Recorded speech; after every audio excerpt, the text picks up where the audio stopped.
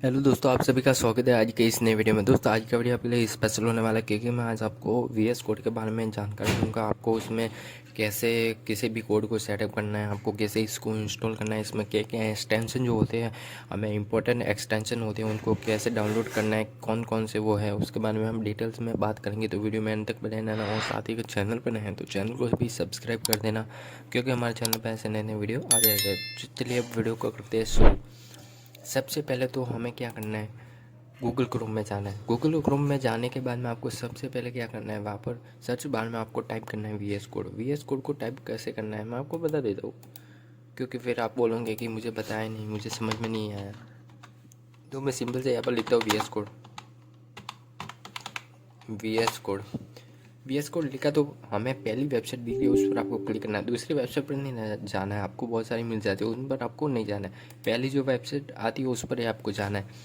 उसमें जाने के बाद में आपको कुछ इस तरीके का इंटरफेस आपको दिख जाता है। यहाँ पर आपको बहुत कुछ जानकारी मिलती है। ये वेबसाइट बहुत ही आपके लिए ज़रूरी है, आप इससे भी जान सकते हो आपको कैसे इंस्टॉल वगैरह करना है।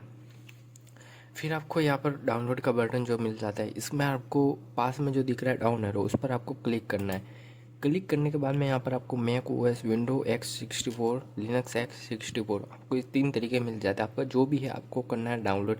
इस जो डाउनलोड का आइकन है आपको उस पर क्लिक करना है, आपका जो भी सॉफ्टवेयर है वो आपका डाउनलोड हो जाता है। तो मेरा भी मैंने विंडो का डाउनलोड करके रखना है।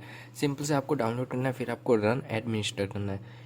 ऐसा करते ही आपको बहुत सारी टर्म्स एंड कंडीशन आपको मांगता है, फिर आपको उनको नेक्स्ट का पहले तो एक्सेप्ट कर देना है।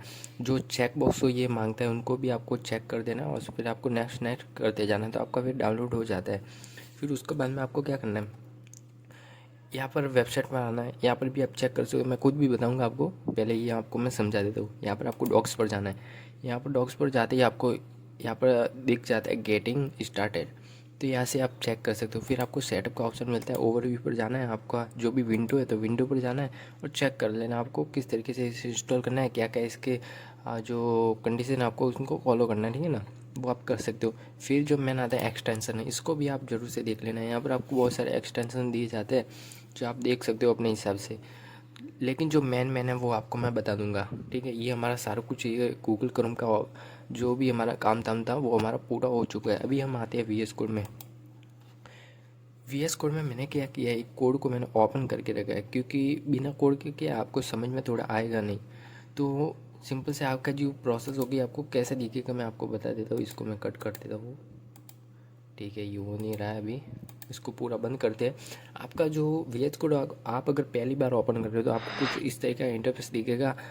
फिर आपको क्या करना है, ऐसा तो दिख जाएगा, फिर आपको करना क्या है, यहाँ पर आपको ऊपर बहुत सारे ऑप्शन दिए जाते हैं, फाइल, एडिट, सिलेक्शन, व्यू, गो, रन, और फिर 3 डॉट है, फिर कॉन्टैक्ट पेज यहाँ पर लिखा होगा क्योंकि मैंने फोल्डर खोला हुआ है कॉन्टैक्ट पेज के नाम से।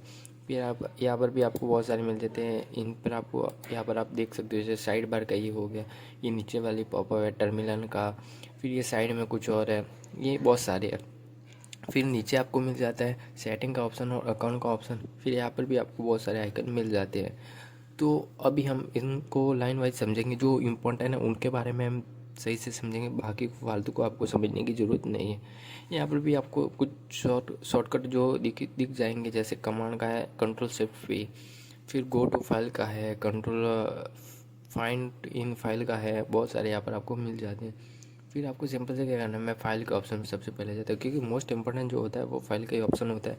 तो जब मैं इस पर करता हूँ क्लिक तो यहाँ पर आपको बहुत सारे ऑप्शन दिए जाते हैं, जैसे new text file, new window, open file, open folder, बहुत सारे इस तरीके के आपको मिल जाते हैं। तो जो हमारा मेन होता है एक तो ओपन फोल्डर करने से आपकी जो भी डेस्कटॉप पर फोल्डर है वो आपके खुल जाते हैं। आप इनमें से कोई भी सिलेक्ट करके फिर ओपन कर सकते हो। तो मैंने पहले से ये फोल्डर को ओपन करके रखा है। फिर ओपन जो फाइल है वो भी ओपन फोल्डर की तरह ही काम करता है, आप इसे भी यूज कर सकते हो। फिर हमारा न्यू फाइल आप डायरेक्ट इसमें ही आप बना सकते हो, लेकिन ये इतना ज़रूरी है नहीं। फिर है एडिट का जो ऑप्शन है वो नॉर्मल ही है। इसमें क्या होता है, जैसे आपने कोई भी कोड लिखा है, जैसे मैं यहाँ पर आता हूँ, मैं इसके बारे में भी आपको समझाऊंगा, टेंशन लेने की ज़रूरत नहीं है आपको। देखो जैसे मैंने ये वाली लाइन है, इसको मैंने काट दी, इतनी 2 लाइन काट दी, बैक स्पेस दबाया और मैंने कट गई लाइन। तो अभी मुझे वापस लाना है, तो एक तो मेरा एक तरीका हो जाता है, मैं एडिट पर जाऊंगा और यहाँ से विंडो कर दूंगा, तो ये मेरी लाइन वापस आ गई। और अगर मुझे उसी तरह रखना है, मैंने कट की थी वैसे ही रखना है, तो मैं रीडो कर दूंगा। और एक जो तरीका है वो कंट्रोल, अगर मैं जेड दबाऊंगा तो मेरी लाइन वापस आएगी, कंट्रोल फाइव दबाऊंगा तो जैसे पहला था वैसे हो जाएगा। मुझे ऐसे ही करना है, फिर मैं कंट्रोल एस करने से सेव हो जाएगा। फिर ये हो गया। इसमें नॉर्मली आप इसे देख सकते हो। फिर कॉपी पेस्ट कट, ये तो आप जानते ही हो, ठीक है, ये हो गया। फिर सिलेक्शन का इनमें आपको ध्यान देने की ज़रूरत नहीं। व्यू में भी आपको इतना ध्यान देने की ज़रूरत है नहीं, इनके बारे में हम यहाँ से समझेंगे। ये यहाँ पर आपको जाने की ज़रूरत नहीं, ये सारे आपको यहाँ पर मिल जाते। फिर है रन जो गो वाला है, इस पर भी आपको ध्यान देने की ज़रूरत नहीं। फिर है रन आपको ध्यान देने की ज़रूरत है। इसमें क्या होता है कि देखो, अगर मैं यहाँ से राइट क्लिक करूँ तो यहाँ पर आपको ओपन विद लाइव सर्वर का ऑप्शन दिख रहा होगा। सॉरी, मैंने स्टॉप कर दिया। जैसे मैंने ओपन विद लाइव सर्वर किया, क्या है, हाँ हो गया है, ये देखो। ओपन विद लाइव सर्वर करने से क्या हुआ कि ओपन हो गया, किस में, क्रोम में डायरेक्ट हो गया। तो मैंने ये किसके थ्रू किया है, ये एक्सटेंशन के थ्रू किया है। मैंने यहाँ से एक एक्सटेंशन को डाउनलोड किया, उसके थ्रू मैंने इसे ओपन किया है लाइव। तो एक तो ये तरीका है। लेकिन आपको अगर आपके जैसे नेट नहीं है, क्योंकि जो आप वी एस कोड को है ना, बिना नेट से भी आप चला सकते हो, नेट के द्वारा भी चला सकते हो। आपने जैसे ऑनलाइन कोई भी यूआरएल को कॉपी किया इमेज की, और आप इसे डायरेक्ट इसमें इंक्लूड कर रहे हो, तो आपको नेट की ज़रूरत पड़ेगी ही। अगर आप डाउनलोड करके कर रहे हो ना, तो आपको उसकी ज़रूरत नहीं पड़ती, तो फिर आपको एक्सटेंशन भी आपके पास नहीं होगा। तो उसके लिए आपको क्या करना है कि अगर आपका पास एक्सटेंशन नहीं है तो आपको डायरेक्ट रन के ऊपर क्लिक करना है, और फिर रन विदाउट डीबगिंग पर क्लिक कर देना है। फिर आपको यहाँ पर बहुत सारे ऑप्शन मिल जाते हैं। जैसे आप और भी कर सकते हो, डाउनलोड यहाँ से इंस्टॉल कर सकते हो। तो मेरे पास दो ही है अभी, एक तो है एज और एक है वेब क्रोम। तो मैं सिंपल से वेब क्रोम पर जब क्लिक करूँगा तो मेरा देखिए ये वेब क्रोम पर खुल गया है। इसका मैंने सोर्स कोड डाला हुआ है मेरे गिटहब पर, आप जाके चेक कर सकते हो, और टेलीग्राम पर भी है, लिंक मैं दे दूँगा। तो ये खुल गया है, तो आप सिंपल से इसका भी यूज कर सकते हो। और तो इसमें कुछ खास है नहीं, ठीक है। ये हो गया, इसको मैं कट कर देता हूँ। ये जो अभी नीचे खुला था ना, मैं आपको वापस बताता हूँ। ये स्टार्ट डीबगिंग किया मैंने, इसको कट कर देता हूँ। अभी क्या है, ये भी नहीं खुला। टर्मिनल पर जाता हूँ, न्यू टर्मिनल, हाँ देखो अभी ये खुल गया है। इसमें क्या होता है कि आप अगर जैसे टेलविन CSS जैसी कुछ भी थोड़ी अलग लैंग्वेजेस का यूज कर, जैसे आप टेलविन CSS अगर यूज करते हो ना अगर अपने कोड में, तो आपको इनका npm रन करना पड़ता है, जो आप टर्मिनल में ही कर सकते हो। तो यहाँ पर आपको डालना पड़ेगा npm रन स्टार्ट, ऐसा कुछ होता है, npm रन इनिट होता है। तो आपको यहाँ पर स्टार्ट करना पड़ेगा, तब आपकी जो टेलविन CSS है वो काम करनी शुरू होगी। तो उस तरीके से आप टर्मिनल का यूज़ कर सकते हो। ये हमारे हो गए। फिर आप इनको तो आप देख ही सकते हो, जैसे ही मैं इस पर क्लिक करूँगा तो ये साइड वाला जो ये है ना, ये बंद हो जाएगा। ये देखो, ये बंद हो गया।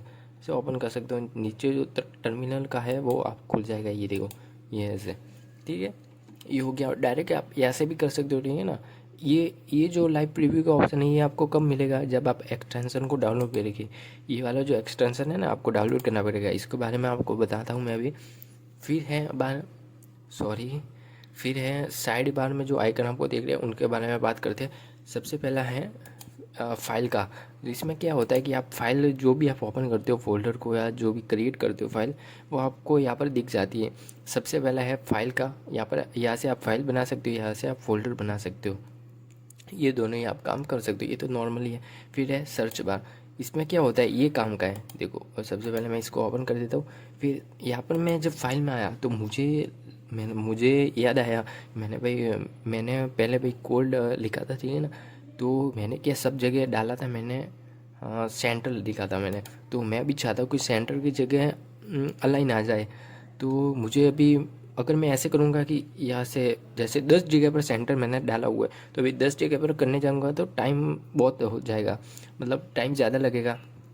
तो ये तो मैं कर नहीं सकता। तो मैं यहाँ पर कंट्रोल F दबाता हूँ, तो यहाँ पर मुझे एक विंडो खुल जाती है। तो इस पर क्या करूँगा, मैं यहाँ पर लिखूँगा सेंटर, जो भी मुझे रिप्लेस करना है। तो मैं यहाँ पर सेंटर लिख दिया, और फिर मुझे रिप्लेस किससे करना है, सेंटर की जगह मुझे अलाइन डालना है, डालना है ना।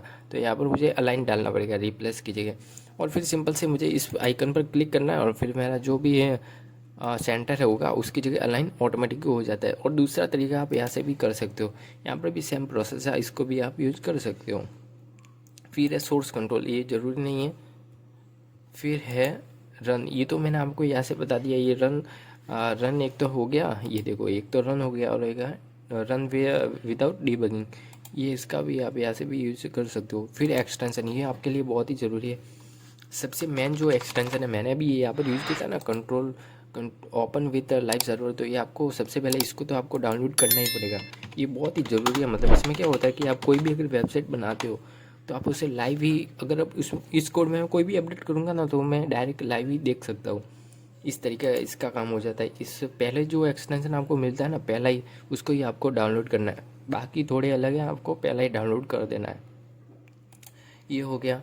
फिर इसमें आप बहुत सारे अलग अलग आप अपनी लैंग्वेजेस आप जो भी यूज करते हो उसके हिसाब से आप डाउनलोड कर सकते हो। मेन जो था वो यही था, मैंने आपको बता दिया है। फिर अकाउंट में तो आप अपना अकाउंट जो भी है आप उसे चेक कर सकते हो, ठीक है। ये आपको इसमें कोई भी छेड़खानी करने की ज़रूरत नहीं है। फिर है मैनेज पर जब आप क्लिक करते हो तो यहाँ पर आपको बहुत सारे मतलब बटन आपको दिख जाते हैं, मैं इनको बटन ही बोलता हूँ। तो यहाँ पर आपको मिल जाते जैसे कमांड पैलेट, ये आपके लिए ज़रूरी है। इसमें क्या होता है कि आप बहुत सारे कमांड पैलेट का यूज़ कर सकते हो। जैसे कि मैंने अभी एक यूज़ किया developer toggle screen cast mode. जब भी मैं किसी भी आइकन पर क्लिक करूँ तो आपने देखा होगा कि यहाँ पर मुझे एक रेड कुछ दिख रहा है। आपने देखा होगा, जैसे मैं अभी यहाँ पर कुछ लिखूँगा ना, देखो ये मैंने लिख दिया तो यहाँ पर आपको दिख रहा होगा। तो ये मैंने यूज कर रखा है, आप भी इस तरीके का यूज कर सकते हो। आप अगर वीडियो बना रहे हो तो मैं वीडियो बना रहा हूँ ना, इसलिए मैंने इसका यूज किया। और भी आप इसमें देख सकते हो आप अपने हिसाब से। वैसे इसमें आप अपने हिसाब से देखना, क्योंकि मैं बताऊँगा तो आपको कुछ मतलब नहीं होगा, ठीक है ना। ये हो गया। फिर क्या आता है, फिर आता है प्रोफाइल तो ठीक है, इसमें आपको कोई छेड़खानी करनी ही नहीं है, ठीक है ना प्रोफाइल में। फिर है सेटिंग में आप अपने हिसाब से आप मतलब कुछ जो भी आपको चेंज करना आप अपने हिसाब से कर सकते हो। जैसे मैं आपको दो सेटिंग के बारे में बताऊंगा, वो आपके लिए ज़रूरी है। सबसे पहले है ऑटो सेव। मैं यहाँ पर लिखता हूँ ऑटो सेव जैसे ही मैंने लिखा तो यहाँ पर आपको पहला ही मिल जाता है।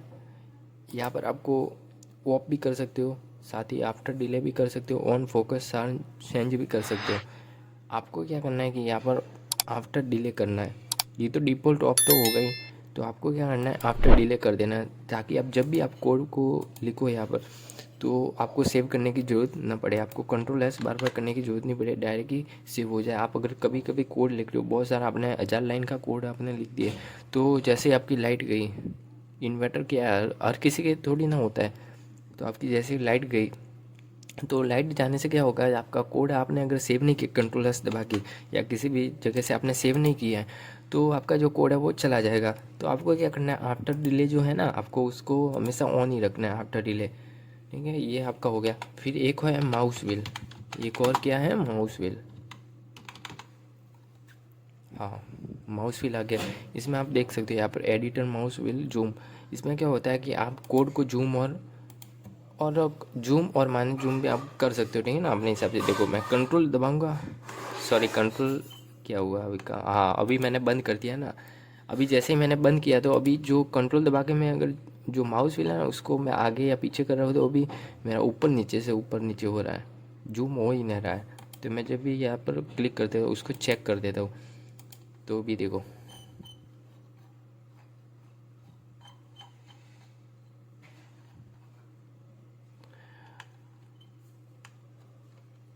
अभी ये कोड जो है हम जूम कर पा रहे हैं। तो इसका ये फ़ायदा होता है, आप अगर आपको अगर कम दिखता है तो आप इसका यूज कर सकते हो। जैसे आपको ये कम वर्ड दिख रहा है तो आप ऐसे जूम करके आप चेक कर सकते हो, ये बहुत ही फ़ायदेमंद होता है, ठीक है। ये हो गया हमारी दो सेटिंग, ये बहुत ही इंपॉर्टेंट है, आप इसका यूज कर सकते हो। ये हो गया। फिर बात आती है एक्सटेंशन के बारे में मैंने आपको यहाँ से बता दिया, आप चेक कर सकते हो। फिर है कीबोर्ड शॉर्टकट, ये भी बहुत ही ज़रूरी है। देखो यहाँ पर आपको बहुत सारे कीबोर्ड शॉर्टकट जो हैं वो आपको मिल जाते हैं। जैसे एक्सेप्ट इनलाइन कॉम्पिलेशन आपको मिल जाता है। तो इसमें क्या होता है कि आपकी जो लाइन है उनको आप अपने हिसाब से सेट कर सकते हो। जैसे मैं आपको एक बताता हूँ, फॉर्मेट लिखता हूँ मैं यहाँ पर, फॉर्मेट।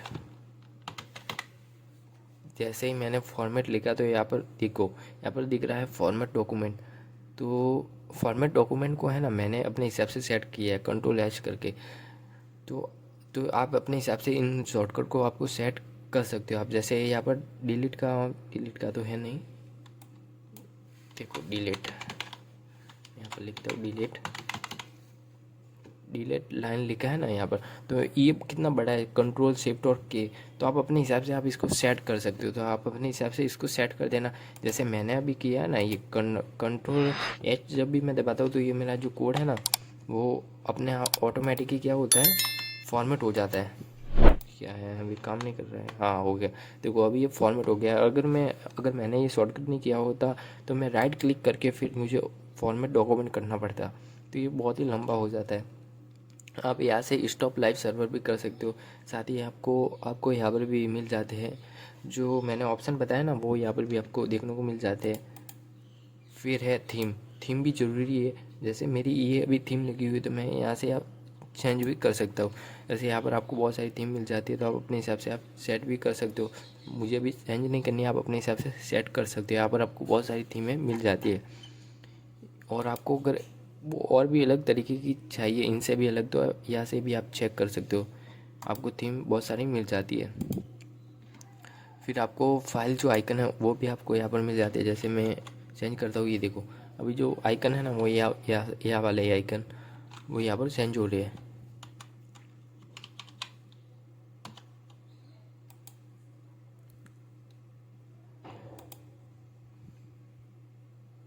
यहाँ पर आप देख सकते हो, यहाँ पर मैं वापस यहाँ पर आता हूँ, सेटिंग पर जाता हूँ, मैं वापस यहाँ पर फाइल आइकन पर जाता हूँ। यहाँ पर मैं इंस्टॉल पर जब भी क्लिक करता हूँ तो मुझे डायरेक्ट ही यहाँ पर बता देता है, यहाँ पर आपको आइकन मिल जाते हैं। मैं जैसे इसको इंस्टॉल करता हूँ एक बार, मुझे कौन कौन से ये आइकन दिखाता है। एक बार मैंने जैसे इसको किया, हाँ तो देखो अभी जो आइकन है वो चेंज हो गए हैं।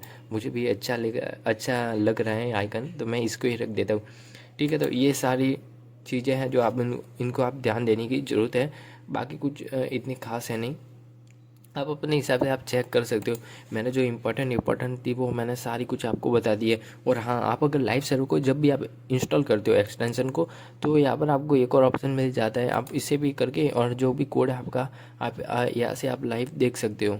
ठीक है ना, उसके लिए आपको क्या करना पड़ेगा कि थोड़ा आईपी एड्रेस है ना उसको सही करना पड़ेगा, तो ये आपका होगा। तो दोस्तों अगर वीडियो अच्छी लगी हो तो वीडियो को लाइक कर देना और साथ ही अपने दोस्तों में भी शेयर करना।